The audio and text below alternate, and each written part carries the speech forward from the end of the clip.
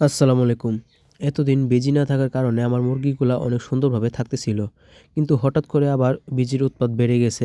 মানে কালকে আমার ২ টা মুরগির বাচ্চা বেজি নিয়ে চলে গেছে। তো আমরা এখন যে মুরগির বাচ্চাগুলা সেগুলোকে তেমন একটা ছাড়ি না। শুধু একটা বাচ্চা ছাড়ি, সেটা একটু বড় হয়ে গেছে, তাও সিউর নাই। কারণ বেজি যেহেতু আমার একটা বড় মুরগিকে হামলা করছিল, তাহলে এই বাচ্চাকে হামলা করবে না তার কি গ্যারান্টি? বড় মুরগি যেহেতু নিয়ে যেতে পারে, তাহলে ছোট বাচ্চা নিতে পারবে না, এটা কোনো গ্যারান্টি নাই। তো এই বাচ্চাটা এখানেই থাকে।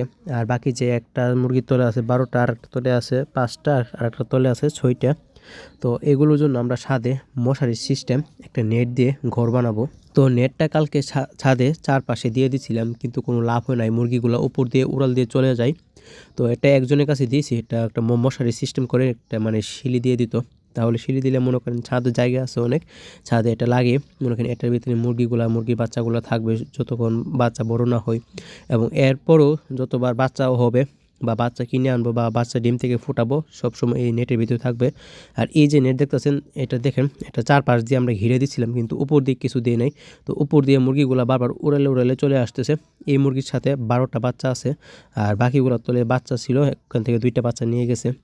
তো এভাবেই আমরা এখন যে এই নেটগুলা উপর দিয়ে মানে একদম পুরোপুরি মশারি সিস্টেম, আমরা যেমন মশারি টাঙ্গাই সেমভাবে এরকম মশারি সিস্টেম করে আমরা এগুলো লাগিয়ে দিব।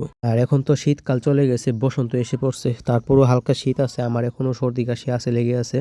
তো এই গরুগুলাকে এখন আমরা ফ্যান ছেড়ে রাখি যাতে মশা না ধরে, কারণ এই সময়টাতে মশার উৎপাত একদম বেশি থাকে। তো মশার কয়েল দিয়েও কোনো কাম হয় না, কারণ কয়েলে আর কতক্ষণ, কয়েল সর্বোচ্চ আপনার ২ থেকে ২.৫ ঘন্টা জ্বলবে। কিন্তু তারপর তো আবার মশা উৎপাত বাড়বে, যেহেতু নদীর পাড়ের সাথে এলাকা, তাই আমরা সারাক্ষণ ফ্যানটা ধরিয়ে রাখি, তাতে মানে যাতে এই ফ্যানের বাতাসের কারণে মশাগুলো আর ঘরের ভিতরে ঢুকতে পারে না। তো যখন ফ্যানটা চালিয়ে রাখি, তখন এর বাহিরে দেখা যায় কতগুলো মশা, মানে ভিতরে সবগুলো মশা বাইরে চলে আসে এবং বাহির থেকে ভিতরে ঢোকার চেষ্টা করে, কিন্তু পারে না। তো রাত হয়ে গেলেও আমাদের এদিকে দৃশ্যটা আরও অনেকটা সুন্দর লাগে।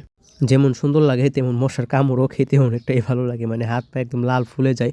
আর আমাদের কাঁঠাল গাছে, এই যে এই কাঁঠাল গাছটাতে এই সর্বপ্রথম কাঁঠাল আসছে, মানে এটা কাঁঠাল না মুসি, এটা এখনও বুঝে পারা যাইতেছে না।